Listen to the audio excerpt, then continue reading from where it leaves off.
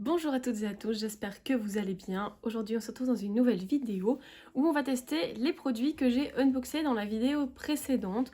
Donc pas tous les produits bien évidemment, mais une partie des produits make-up que j'ai sélectionnés. Je ne vais pas faire une très longue intro, je vous propose tout de suite de passer au make-up. Pour commencer ce maquillage, je vais donc commencer par mettre une base. Et comme d'habitude, je vais venir utiliser ma Milk Hydro Grip. Et je viens l'appliquer sur l'entièreté de mon visage. Comme fond de teint, je vais tester un nouveau fond de teint Dior. Enfin nouveau, il n'est pas nouveau chez Dior, mais il est nouveau pour moi. C'est un que je viens tout juste d'acheter parce que j'ai envie de le tester. Et donc, je vais me diriger vers le Dior Forever Undercover. C'est un fond de teint assez couvrant apparemment, mais avec un fini naturel. Au niveau des teintes, j'étais entre deux teintes, donc je ne savais pas trop quoi prendre. Donc j'ai pris au final deux teintes. Et j'ai donc pris la teinte 005 et 010. Au niveau du packaging, on est sur du packaging entièrement plastique. Ça fait pas super quali, mais c'est très pratique à emporter parce que le plastique est beaucoup plus léger que du verre. Au niveau des teintes, voici à quoi ressemble la 0,5 et voici à quoi ressemble la 0,10. Vous pouvez le voir, ce sont des fonds de teint qui sont quand même assez liquides. Donc je fais mon petit mélange. Je dois avouer que les teintes se ressemblent vraiment très fort. Dans la précédente vidéo, je vous ai montré un kit de pinceau teint de chez Zoeva, donc ici. Et je vais les tester donc aujourd'hui. Je vais donc prendre le petit pinceau fond de teint qui est le numéro 122. Alors le fond de teint est très fluide, mais par contre, comme vous pouvez le voir, c'est un fond de teint qui est quand même très couvrant. Il tient sa première promesse qui est donc le full coverage. Au niveau de la quantité, je pensais vraiment ne pas en avoir mis assez, mais franchement, je me rends compte que j'aurais pu en mettre moins. Il s'étale vraiment très bien. Et comme il est fluide, on sait vraiment faire beaucoup avec très peu. Bon bah écoutez, jusqu'ici, il tient ses promesses. Il est très facile d'application. Il n'y a vraiment pas besoin de beaucoup de matière. Moi, j'en ai mis trop. J'ai eu même un peu de mal à l'étaler parce qu'il y en avait de trop. Ce qui est donc pratique du coup, vu que c'est assez économique quand on a des fonds de teint qui n'ont pas besoin de beaucoup de matière pour pouvoir s'appliquer correctement. J'ai oublié de vous dire la contenance du flacon. On est donc sur un flacon de 40 ml. D'habitude, un fond de teint, c'est de 30 ml. Et le Dior Backstage est de 50. Donc, on est vraiment entre les deux. Je vais donc maintenant passer à l'anti-cerne. Et pour l'anti-cerne, j'ai choisi aussi un nouveau pour moi de chez Dior, qui est donc le Forever Skin Correct en teinte 1N. On est donc sur un assez gros applicateur, ce qui est pas mal parce que moi, j'aime bien les gros applicateurs comme ça. Ah zut, c'est un petit peu foncé par rapport au fond de teint. Parce que le 0N me paraissait vraiment très blanc. Il paraissait vraiment, on aurait dit qu'il était vraiment blanc. Donc j'ai pris le 1N, mais comme je vois, ici il est de la même couleur que le fond de teint, donc ça va. Mais en hiver, il sera clairement beaucoup trop foncé. Pour le pinceau, je reprends un pinceau de mon kit Zoeva, qui est donc un pinceau concealer, et c'est le numéro 142. C'est pas super agréable, le pinceau est très dur. Il est également très couvrant et j'en ai mis de trop, encore une fois. Les produits s'étalent vraiment très bien, sont très couvrants, il n'y a vraiment pas besoin de beaucoup de matière. Hein. Vraiment, c'est incroyable. J'en ai mis comme je mets mon anti-cerne habituel, mais vraiment c'est de trop. Il faut en mettre beaucoup moins. Donc encore une fois, ce sont des produits qui ont un certain prix à l'achat, mais qui au final sont très économes parce que vous n'avez pas besoin de beaucoup de produits. Et on est quand même sur une belle contenance parce qu'on a 11 ml. À savoir que souvent, un anti-cerne, on est sur du 4 à 5, 6 ml grand maximum. Et ici, on est vraiment sur du 11 ml. Donc non seulement il ne faut pas en mettre beaucoup, mais en plus, vous avez un contenant qui est vraiment très grand. Par contre, on est sur un correcteur qui ne sèche pas. Donc attention, si vous avez le contour des yeux qui est gras, vous allez avoir un contour des yeux qui aura tendance à bouger. Donc vraiment, ça c'est très bien pour les peaux qui ont tendance à être sèches. Mais pour les contours des yeux qui sont fort gras et qui bougent beaucoup, faites attention, ce sera sûrement un correcteur qui ne vous conviendra pas forcément. Je vais ensuite tester le blush de chez Wonder Beauty qui m'intéressait vraiment beaucoup, qui a une très jolie couleur. Comme c'est un produit crème, je vais bien évidemment le mettre avant de poudrer mon teint. Pour l'application du blush, je ne vais pas prendre un pinceau parce que j'ai peur de faire bouger le fond de teint et l'anti-cerne, donc je vais venir prendre une petite éponge. C'est une IMAX Design que j'ai achetée sur Amazon. Et je vais venir prélever du blush. Et ensuite, je vais tapoter. Alors ici, je vais remonter assez fort mon blush. C'est en tout cas une très jolie couleur. Il est quand même assez grave, je pense que vous pourrez le voir, il brille quand même assez fort. Comme j'ai poudré par-dessus, je vais en mettre quand même pas mal. Alors il s'applique vraiment très bien, très facilement. Il fait pas de taches. On va tester l'effet un peu coup de soleil, hein. J'ai jamais fait ça, c'est la mode apparemment, donc on va tester. Je vais donc maintenant venir poudrer mon teint et pour ça je vais prendre ma poudre Dior Forever que j'utilise depuis maintenant plusieurs mois et que j'adore. Alors celle-là est légèrement colorée, donc ça va venir un peu opacifier au niveau du blush, donc c'est pour ça que j'en ai mis quand même pas mal. Alors la première chose que je vais faire, c'est venir poudrer mon dessous d'œil. Avant ça, je vais venir relisser l'anti-cerne. Et je viens fixer mon dessous d'œil. Et je viens poudrer le reste de mon teint avec ma houppette de chez Linda Alberg. Une fois que j'ai poudré mon teint, je viens prendre un gros pinceau et je viens retirer le surplus de poudre. Bon, contre toute attente, le blush ressort genre hyper méga bien malgré que c'est poudré. Donc là on dirait juste que je me suis bien cramé le visage au soleil. Mais bon, au moins ce blush fonctionne très bien et ressort très bien malgré qu'il a été poudré. Et je vais maintenant passer au contouring et je vais prendre une palette de chez Iconic London que j'ai reçue donc toujours dans ma BoxyCharm. Et je vais venir prendre la teinte ici qui est la seule qui est mate. Je prends donc un pinceau toujours de mon kit de chez Zoeva, le numéro 127 qui est normalement donc pour le blush mais moi je vais l'utiliser pour le contouring. Au niveau de la couleur ça se fond comme un bien dans le blush, on voit même quasi pas la différence. En tout cas c'est une jolie couleur qui est quand même assez froide donc très bien pour faire le contouring du teint. Moi, je suis pas super fan de tout ce qui est bronzer, tout ça, donc forcément tout ce qui est assez chaud au niveau du contouring, c'est pas trop mon truc. Et donc je contourne aux mêmes endroits que d'habitude, donc les joues, le nez, le front, le dessous des joues, et voilà. On va maintenant highlighter tout ça, histoire de dérougir un petit peu le visage. Et je reprends ma fidèle palette Turn Up the Light de chez Too Faced. Et je viens prendre la teinte Glow. Toujours de mon kit de chez Zoeva, le pinceau Highlight, qui est donc le 105. Et je viens highlighter toute ma zone, ici. Ce qui est bien avec le Too Faced, c'est qu'il est neutre, il a vraiment un reflet très neutre. Donc il ne va pas venir interférer avec le blush. Alors pour la pointe de mon nez, je viens avec mon doigt pour avoir un petit peu plus d'intensité. Voilà, même chose pour mes lèvres. J'aime bien avoir plus d'intensité sur ces deux zones-là. Je viens ensuite prendre un goupillon propre.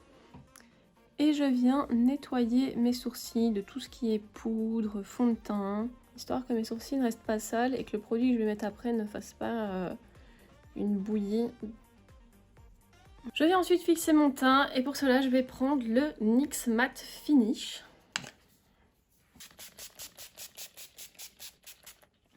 J'en mets bien partout jusqu'à ce que mon visage soit humide.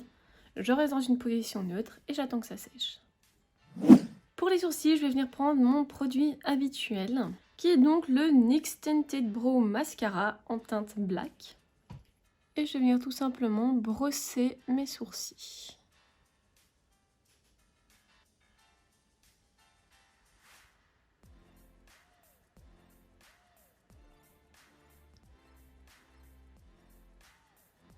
Alors avec ce genre de produit, ça arrive souvent qu'on ait donc des petites taches comme vous voyez ici au-dessus. Il faut bien laisser sécher et ensuite on va venir prendre un goupillon et on va venir retirer les petites erreurs qu'on a pu faire. On va maintenant venir mettre une base pour les paupières et je vais donc utiliser une base que j'ai reçue dans mes BoxyCharm qui est donc la Pero Primero Primer qui est une base de couleur blanche qu'on peut venir mélanger avec son anti-cerne pour avoir donc la bonne couleur de carnation. Je reprends donc mon anti-cerne Dior Forever Skin Correct. Je viens en mettre un petit peu sur ma main. Je prends ma base. Ah, mais elle est déjà colorée. J'ai pas très bien compris parce que sur le petit papier de la BoxyCharm, il disait que c'était une base qui n'était pas colorée. Et donc il fallait la mélanger à son anti-cerne pour avoir la bonne couleur. J'ai pas très bien compris du coup. Ils sont peut-être trompés, je ne sais pas. Mais en tout cas, voilà, au niveau de la couleur, de toute manière, elle est fort jaune.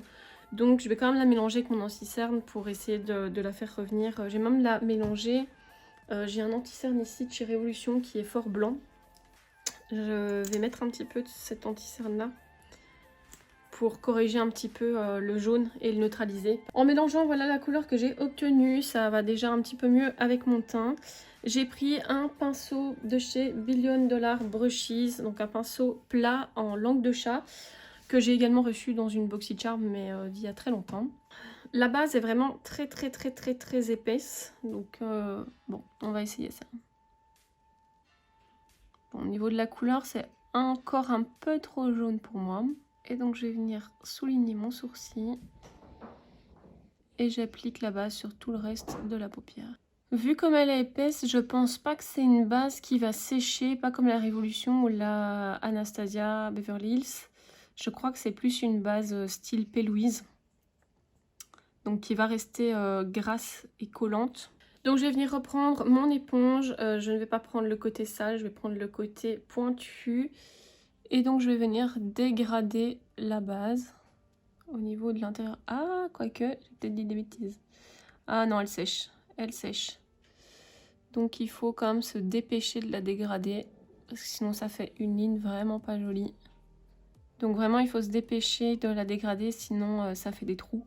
Voilà, j'ai posé ma base. Alors au niveau des bases qui sèchent, il y a des avantages comme des inconvénients. Je suis vraiment désolée si vous entendez du bruit, encore une fois, ce sont les chats. Les bases qui sèchent, on va commencer par les inconvénients, c'est qu'il faut vraiment soit se dépêcher à les appliquer pour pouvoir ensuite dégrader ici sur le coin interne et l'extérieur pour fondre au teint. Sinon ça vous fait deux grosses barres et quand vous allez appliquer vos fards, bonjour, ça va être très compliqué. Donc il faut vraiment se dépêcher de l'appliquer et ensuite de venir tout blender pour que ça se fonde dans le teint. Deuxième inconvénient, c'est que pendant que vous faites votre premier œil, tout ce qui est base pour le deuxième œil sèche également. Donc ça a été beaucoup plus difficile pour moi d'appliquer sur le deuxième œil, ça a été vraiment très galère. Maintenant, les avantages, c'est que comme c'est une base qui sèche, normalement, elle ne va pas criser. Donc vous voyez ici, ça fait pas comme la base P. Louise. Ici, malheureusement, j'ai relevé la paupière un peu trop vite. Mais en fait, elle va venir sécher et donc elle ne crise pas dans le pli de l'œil. Et si vous avez des paupières qui sont grasses, c'est vraiment l'avantage d'avoir une base qui sèche. Parce que ça va vraiment éviter à votre paupière de produire plus de sébum et donc d'avoir votre maquillage qui crise au bout de quelques heures. Moi personnellement la base P. Louise me va très bien parce que je n'ai pas du tout les paupières grasses. Mais pour quelqu'un qui a les paupières grasses, la P. Louise ne va pas fonctionner parce que justement c'est une base qui reste grasse. Donc ça va venir rajouter un peu de l'huile sur le feu en quelque sorte. Donc les bases séchantes comme celle-ci, pour les personnes qui ont des paupières grasses, c'est vraiment le top. Et ce genre de base séchante, vous pouvez en retrouver chez Révolution et chez Anastasia Beverly Hills. Et si je me souviens bien, ce sont des bases, je pense, blanches également. Mon avis sur cette base, honnêtement, je suis pas super fan, je préfère ma base P. Louise. Parce qu'au moins, dans la base P. Louise, je sais bien que je ne fais pas de trous. Là, je sais d'office que mon maquillage va être foiré parce qu'il y a des trous. Bon, soit, maintenant on va passer aux yeux en espérant que ça va pas être une catastrophe à cause de la base. Et je vous ai choisi pour un maquillage un peu automnal, vu que nous rentrons dans le mois de septembre, même nous sommes en plein milieu du mois de septembre. Donc ça m'a fait déjà penser à l'automne, malgré qu'on ne soit pas vraiment encore en automne, enfin on est dans une saison un peu bizarre. Et donc j'ai choisi la palette de chez Natasha Denona, la Peak Palette avec 5 couleurs de fard à paupières. Et je vais m'obliger à rester avec ces 5 fards et à ne pas aller dans une autre palette chercher d'autres fards. Il y aura peut-être éventuellement un peu de noir que je vais aller piquer dans une palette pour venir intensifier. Parce que j'ai pas l'impression que ce brun soit très intense. Vous voyez pas. J'ai l'impression que ce brun n'est pas très intense. Donc on verra. Au niveau des pinceaux, je vais venir utiliser les Glamiard que j'avais eu. Donc encore une fois dans une BoxyCharm. Je vais m'obliger à utiliser ces pinceaux et essayer de laisser mes Zoeva de côté. Vous savez, si vous me suivez depuis un bout de temps, que les Zoeva sont très chers dans mon cœur. Alors d'habitude, comme première étape, je viens poudrer mon arcade sourcilière ici, mais vu que la base sèche, je sais pas si ce sera nécessaire. Bon, elle est quand même encore un peu collante, donc oui, je vais le faire. Donc je prends d'abord un 224 de chez Zoeva, qui est un pinceau assez fluffy. Et je viens poudrer mon arcade sourcilière. Comme première couleur, je vais venir prendre la couleur qui est donc ici, qui est un peu rouge brique. C'est, je pense, la couleur Amara. En fait, vous avez les noms ici derrière. Et je vais prendre un pinceau de chez Clamière. Il n'y a pas de numéro, donc je peux pas vous aiguiller sur le numéro du pinceau. C'est la toute première fois que je teste des couleurs de chez Natasha Denona, donc au niveau pigmentation, je ne sais pas du tout ce que ça donne. Donc je vais venir vraiment prendre un tout petit peu sur mon pinceau. Bon, j'aime vraiment pas cette base, hein. Regardez l'effet que ça fait. C'est vraiment pas top. Là, je suis sûre et certaine, je vais avoir des trous de couleur. Elle ne sèche pas. Oh, bon Dieu, on met son doigt et ça y est, c'est fini. Oh, ça va être la catastrophe. Bon.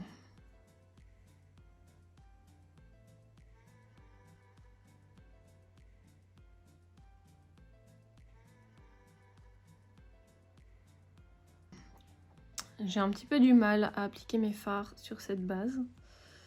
En fait, la base accroche tellement que je n'arrive pas... en fait, mon pinceau, j'ai vraiment l'impression qu'à chaque fois que j'appuie, enfin que je mets sur ma paupière, que le pinceau reste collé en fait. Et je sens que pour les dégradés, ça va être la galère. J'arrive pas à faire mes dégradés parce que mon pinceau reste collé sur ma paupière. Ici, j'ai retiré toute la matière de mon pinceau et je peux pas dégrader en faisant comme ça, ouais, comme je fais d'habitude, des grands gestes, parce que tout colle. Tant que j'y suis, je vais venir faire mon ras de cils.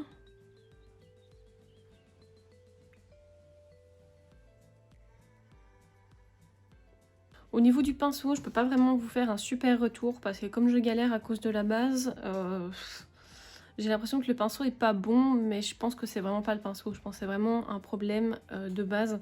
Donc je les réessayerai dans une prochaine vidéo et je vous ferai un retour un peu plus constructif sur les pinceaux. Malgré que j'ai bien poudré le tout de mon œil, regardez, l'anti-cerne acrysé. Pour dégrader cette couleur, je vais venir prendre donc la couleur qui est ici, qui est la couleur Jasper. Et j'ai pas très envie de prendre ce pinceau là parce que je pense qu'il va pas assez bien dégrader. Donc je vais venir prendre un pinceau de chez Zoeva, le 227. Sinon niveau pigmentation, j'ai oublié de le dire, mais franchement niveau pigmentation, vous le voyez bien, on est vraiment sur du top du top. J'ai des trous un peu partout, mais ça, comme je vous l'ai dit, c'est la base. Oh bon Dieu, j'arrive pas à dégrader. La base colle tellement. Je peux pas faire un dégradé correct en fait. Là quand je reviens sur le fond de teint que j'ai poudré avec ma poudre Dior, ça y a aucun problème. Mais quand je suis ici sur l'arcade sourcilière, ça fait plein de taches. Regardez, c'est une horreur. Oh là là. Moi qui étais si contente de pouvoir tester enfin la Natasha Denona. Eh ben, mon essai est quelque peu foiré. Oh, par contre, je vois bien la qualité de la... Par contre, je vois bien la qualité de la palette ici en dessous de l'œil. Vous voyez, les fards sont très pigmentés et se dégradent vraiment très bien. Donc, il n'y a rien à dire à ce niveau-là. Par contre, ici au-dessus, bon, ben, vous voyez, c'est un peu moche. Mais, encore une fois, c'est la base, quoi. J'ai plus rien. Ça fait vraiment un effet de texture dégueulasse. Il n'y a pas d'autre moyen de le dire. C'est un effet de texture dégueulasse. Au niveau du maquillage, je suis partie un peu voilà, en freestyle. Du coup, ici, je vais un peu de réfléchir, vu qu'il me reste plus qu'une seule couleur à utiliser, qui est donc celle-ci, la Ata. Je vais venir reprendre ma couleur ici, la Amara. Et je vais venir en fait la mettre dans le coin interne pour faire un peu style smoky. Et je vais venir rejoindre donc ce que j'ai fait précédemment. Et ensuite je vais reprendre mon pinceau Zoeva avec la teinte ici Torn. Non, qu'est-ce que je dis? Jasper, pardon. J'ai dégradé comme j'ai pu, honnêtement, c'est pas ce qu'il y a de plus joli, mais bon. Histoire de tester un peu plus les pinceaux Glamier, je vais venir prendre un tout petit pinceau comme ceci. Je vais venir reprendre ma teinte rouge et je vais venir essayer de mettre un peu plus d'intensité ici au niveau du ras de cils. Parce qu'on voit quand même la différence entre le rouge qu'il y a au niveau de la base et là où je n'ai pas de base. Et je reviens dégrader un peu avec mon gros pinceau. Je vais maintenant venir prendre la teinte brillante ici qui s'appelle Aya. Avec le pinceau ici de chez Glamier. Et je vais venir poser au centre.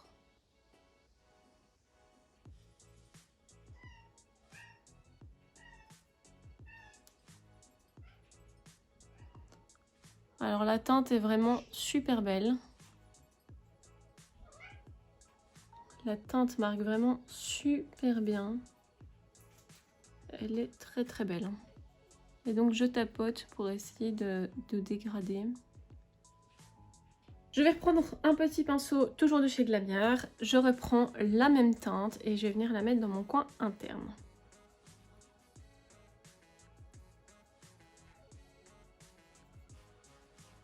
Et pour terminer, je reprends ma palette de chez Too Faced. Même teinte d'highlighter que tout à l'heure, donc la Glow. Et je viens illuminer le dessous de mon sourcil.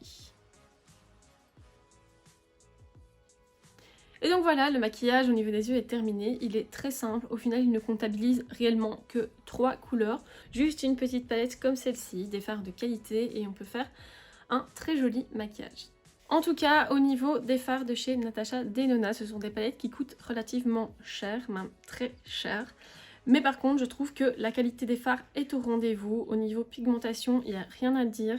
Les fards ne sont pas trop poudreux, un peu quand même, mais pas trop non plus. Donc on est sur une très très bonne pigmentation avec des fards qui sont en plus faciles à travailler. Donc pour moi, cette palette, elle est complètement validée. Au niveau du crayon, je vais venir mettre du noir dans ma muqueuse supérieure et du brun dans ma muqueuse inférieure et on se retrouve juste après. Je vais venir tracer maintenant mon liner et je ne vais pas utiliser n'importe quel liner, je vais utiliser un liner magnétique. Je vais retester donc tout ce qui est fossile magnétique en espérant que ça fonctionne un petit peu mieux que lors de mon précédent test. On est donc sur un embout comme ceci. Ouf. Alors le liner est hyper sec. Vraiment pas facile du tout à appliquer. Ah purée. Mais c'est impossible à appliquer cette merde. Le liner est hyper méga sec quoi. Bon, je vais pas faire un liner étiré parce que vu la texture du liner, ça va foirer.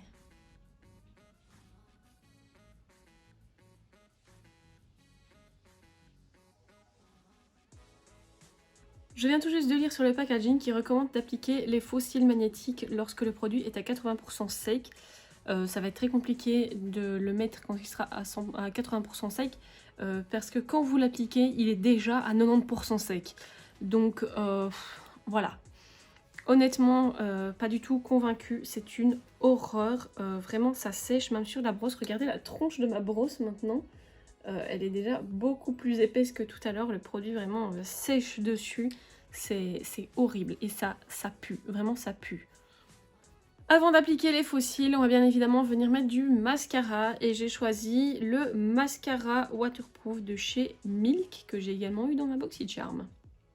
Alors mes cils, malgré que je les ai nettoyés et que j'ai retiré le produit, le liner magnétique, ça reste quand même très... Mes cils sont déjà quand même tout durcis. Vraiment ce produit, j'aime pas. Vous voyez, ça fait un gros paquet ici. Il y a eu un peu de liner magnétique dessus, ça m'a fait un gros paquet d'aigus. Soit disant passant, franchement, le mascara a l'air vraiment pas mal du tout. Pour revenir encore sur l'anti-cerne, malgré que j'ai poudré avec ma poudre Dior, malgré que j'ai mis les fards, je sais pas si vous verrez bien à la caméra, mais je vais essayer de vous montrer ça. Donc regardez, ça a complètement crisé. Et là, même chose, ça a complètement grisé. Donc l'anti-cerne, peut-être pour les peaux matures qui sont très très sèches, ou alors les peaux qui sont très très sèches, peut-être que c'est bien, mais en tout cas pour les peaux relativement jeunes, j'ai plus vraiment la peau grasse, donc on peut pas dire que j'ai la peau grasse, surtout le contour des yeux, mon contour des yeux est pas du tout gras. Donc pour les peaux normales à mixtes, grasses, c'est pas du tout le genre d'anti-cerne qu'il vous faudra. Bon, nous allons donc maintenant poser les faux cils. Donc ce sont les faux cils de chez Glamnetic qui vont avec le liner magnétique que je viens de poser sur mes paupières. Alors comme d'habitude, on va être sur des faux cils qui vont être beaucoup trop longs pour mon petit œil. Oh, quoique... Ah. Il se pourrait que les faux cils ne soient finalement pas trop longs. En plus, on est... Je vais essayer de vous montrer... On est vraiment sur plein de petits aimants. Que lorsque j'avais testé ceux que j'avais achetés sur Amazon ou AliExpress, je ne sais plus, il y avait juste 4 gros aimants. J'avais dû couper le faux cil parce qu'ils étaient trop longs. Et donc il me restait plus que 2 ou 3 aimants, donc ça ne fonctionnait plus du tout. Ici, on va tester. Bon, les faux cils sont hyper méga longs. Bon, c'est super facile à appliquer. J'ai un peu du mal en fait avec le coin interne. Il faudrait en fait que les faux cils se redirigent un peu plus vers l'extérieur de mon œil. En fait, ce que je pourrais faire, c'est remonter un petit peu le liner et coller en fait le dernier faux cil un petit peu plus loin sur le liner, parce que là, comme je l'ai posé, vous voyez vraiment ça fait un peu tomber mon œil. Surtout que je ne sais pas pourquoi, mais ce dernier brin de faux cil est un peu séparé des autres. Et donc c'est pas très très joli. Quand vous utilisez un liner magnétique, petit conseil, retirez vraiment bien le liner magnétique que vous avez au niveau des cils. Parce que là, je sens qu'en fait les petites magnettes collent à mes cils et au liner, donc vraiment aux deux, et c'est pas du tout agréable. Mais voilà, donc si les faux cils sont un peu trop longs pour vous, moi ce que j'ai fait c'est que j'ai remonté un petit peu mon liner, et sur la fin du cil, plutôt que venir le coller en fait à mon ras de cils, je suis venue le coller un petit peu plus haut, là où j'ai fait mon liner, et donc comme ça, ça va venir remonter un petit peu le faux cil.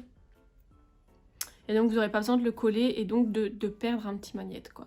Bon bah écoutez, franchement, bien meilleure expérience que la première fois, parce que la première fois, ça n'avait pas du tout tenu. Ici, honnêtement, le liner, vraiment pas top du tout. Beaucoup trop sec, trop difficile d'application, il pue, enfin vraiment pas top du tout. Par contre, les faux cils donnent vraiment bien et c'est vrai que c'est très facile à appliquer. On met, hop, il y a tout qui colle, ça vient bien se mettre au ras de cils et on n'y voit que du feu, donc vraiment top du top à ce niveau-là. On va donc maintenant passer à la dernière étape de ce maquillage et c'est donc le rouge à lèvres. Et pour les lèvres, j'ai choisi un rouge à lèvres de chez MAC en teinte 646 Marrakech, qui est donc un brun rougeâtre pour aller avec mon maquillage d'aujourd'hui. Oula, il est extrêmement sec. J'essaie de le mettre au pinceau, mais... ça va pas le faire du tout au pinceau.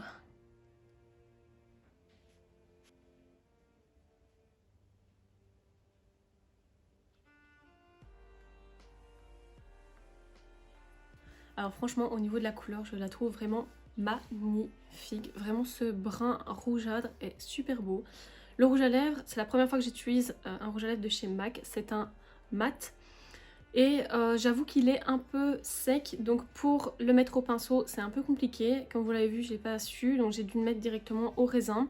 Et ensuite, je suis venue refaire les bords de ma bouche correctement au pinceau. Maintenant, il est vraiment mat de chez MAC. Il est déjà quasi sec sur mes lèvres. Donc je pense qu'il va bien tenir. Donc voilà, pas super facile d'appliquer avec un pinceau, mais une fois qu'il est mis au raisin, alors là, il s'applique très bien. La couleur est vraiment magnifique, là, je la vois dans le miroir, elle va tellement bien avec le maquillage, avec le teint très été que j'ai fait, enfin été-automne que j'ai fait, vraiment, c'est très joli, j'aime beaucoup la teinte. Et bien voilà, ce maquillage est terminé, je vous laisse avec les close-up.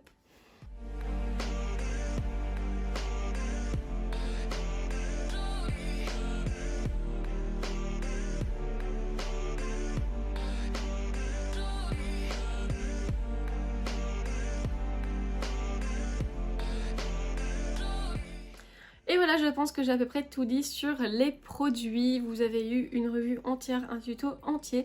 J'espère que vous l'aurez apprécié. Si c'est le cas, comme d'habitude, n'hésitez pas à mettre un petit pouce bleu. N'hésitez pas non plus à vous abonner à ma chaîne si ce n'est pas encore fait. N'oubliez pas d'activer la petite cloche de notification pour recevoir une alerte à chaque fois que je sors une nouvelle vidéo. D'ailleurs, je sors mes nouvelles vidéos tous les dimanches à 10 h. Et donc je vous donne d'ores et déjà rendez-vous dimanche prochain à 10 h pour une nouvelle vidéo.